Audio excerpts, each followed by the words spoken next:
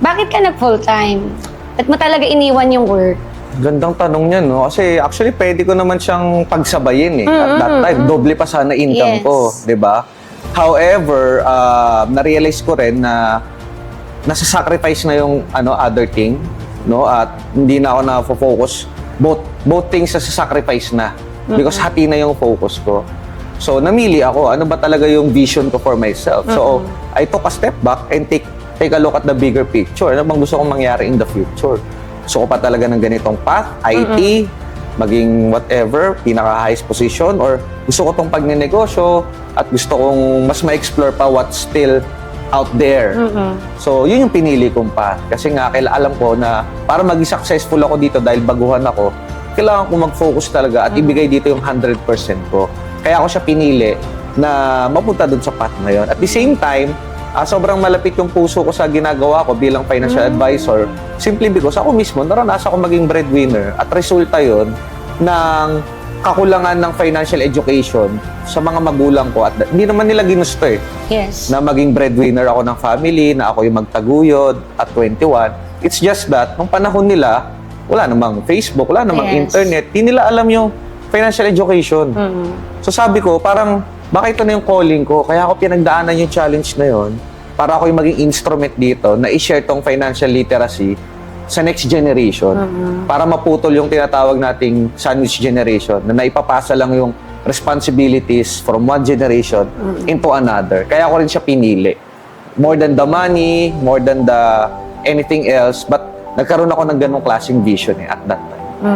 And also, ang nakita ko sa'yo, Coach, parang nag-e-enjoy ka habang ginagawa mo. Yeah, surprisingly, kasi nga sabi ko sa'yo, naturally introvert ako. Pero isa rin sa mga natutunan ko dito na kung gusto mo naman talaga, mayroong paraan. Yes. Alam mo yon na pwede mo na bang, for example, speaking, communication, skills to na, aral to eh. Yes. Wala namang pinanganak na paglabas niya, ang galing niya agad magsalita, confident na agad, alam mo yon, pwede mo siyang aralin.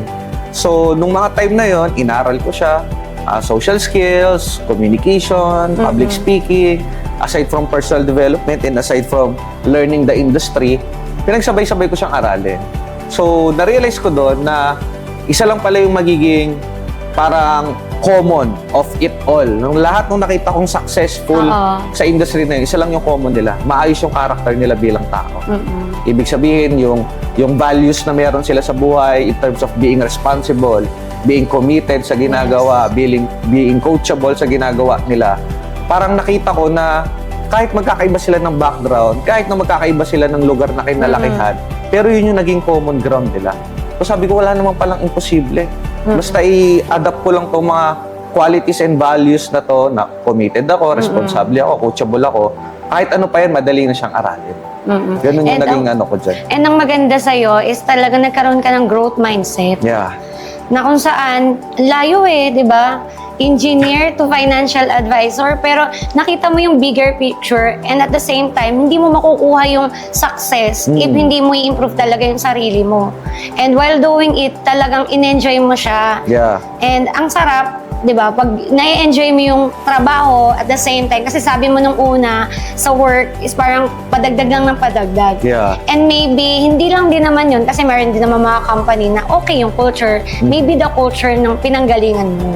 Yes. Di ba? Yeah. Actually, I truly agree with that. No? It's very much important when it comes to building a culture sa organization mo. More than the culture is the shared vision of the owner. Na ako ba bilang owner, bukod sa may pangarap ako sa kumpanyang to, may pangarap ba ako para sa mga taong tumutulong sa akin i-build tong kumpanyang to. Yes. From engineering to insurance, insurance to e-commerce, magkaiba na naman yan eh.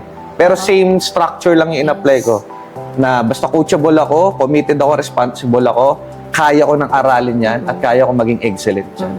And also nakita ko sa'yo, Coach, na parang nag-start ka, di ba, mahirap lang yung family nyo. Andun yung gusto mong mabago yung buhay mo. Yeah. And then, dahil gusto mong mabago, ang nakita mo nung una is kailangan makatapos ako ng pag-aaral. And then, nung nakita mo na yung reality na, ay, ganito pala, nag-step up ka talaga. Nag-move forward ka. And then, right now, di ba, from insurance, maganda rin naman talaga ang pagiging financial advisor. Pero mas may magandang opportunity sa may may sarili kang company right now, 'di ba? Yes, I totally agree with that, no? And for me, it's just a matter of ako mismo, growing myself so much. Kasi Yes. right now, aside from I'm still doing the insurance business. I'm the owner of MetaDigi Trading. But aside from that, I'm still doing a lot of things. Yes. Na ako rin yung Chief Marketing Officer ng Archeonite Design and Construction Company. Again, still facilitator and coach pa rin tayo sa IM Plus Coaching. Nagko-content creation din tayo. May sarili din tayong podcast. I Yes. also do public speaking sa government agencies, sa schools. So lahat siya posibleng gawin Yes. as long as you continuously grow yourself para ma-accommodate siya nung kakayanan mo bilang isang tao.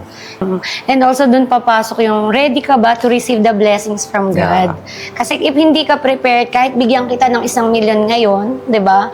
Paano mo siya mapapalago if you're not ready? So, ganun yung nakikita ko sa'yo and sobrang maraming nai-inspire talaga sa'yo and marami kang natutulungan right now kasi yun nga, sobrang overflowing yung learnings. Parang, kumbaga yung learning sa'yo is na-share mo siya na nakaka-empower din ng ibang tao which is para sa iba, di ba, may bayad yun. Pero ikaw dahil parang sobra-sobra yung nalalaman mo, mga naaaral mo, you just share it and nakakatulong talaga sa maraming tao.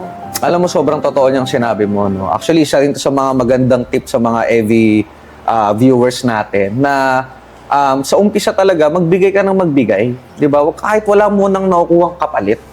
Yung iba kasi kada hinga parang may bayad Yes, yes. Di ba? Pero magbigay ka lang ng magbigay, the universe is clear. Yes. No, law na to ng buong universe na as you give, so shall you receive. Ganun din pagdating sa pagnenegosyo.